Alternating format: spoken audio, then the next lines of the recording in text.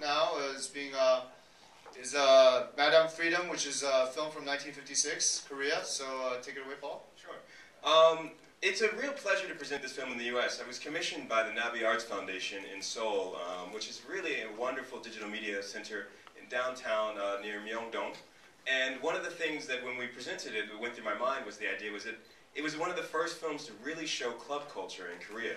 And what was wild, that you'll notice in the film, there's a guy playing records, and there's a kind of controversy around the woman leaving the home.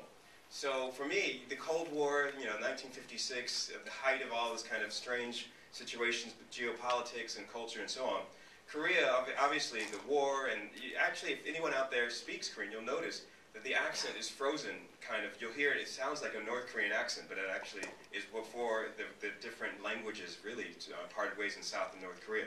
So you're going to see and hear a lot of kinds of history going on, collision of Western versus Eastern ideas of Confucianism, the solidarity of the home, the role that music plays in the underground club scene in Seoul. And as a DJ based in New York, it was a real pleasure when I went out in Korea to see some of the best breakdancing I've seen in my life. I mean, Korea rocks. I was like, wow.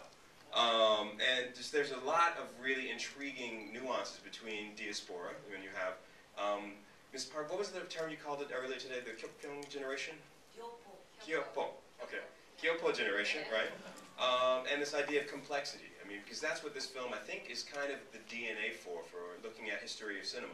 Now, as an artist and a writer and a musician, I do many art projects, and one of my most recent ones was to get the rights to D.W. Griffith's film, Birth of a Nation, from 1915.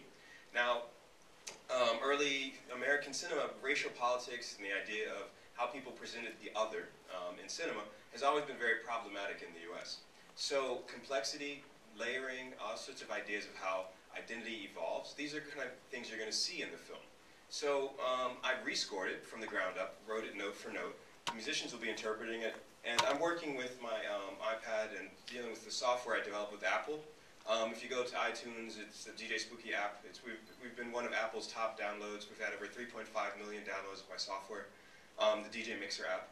So what I'm going to be doing is sort of sampling and layering the ensemble. It'll sound like a lot more people, but the whole funny thing for me is the score is based a lot on Latin music, which is like really strange, like rumba, salsa.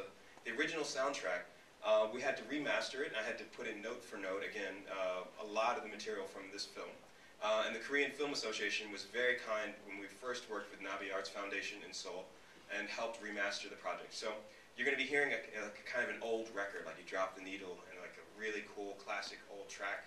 The hiss and crackles and pops are literally from the early version of the film, so that's kind of a nostalgia sound.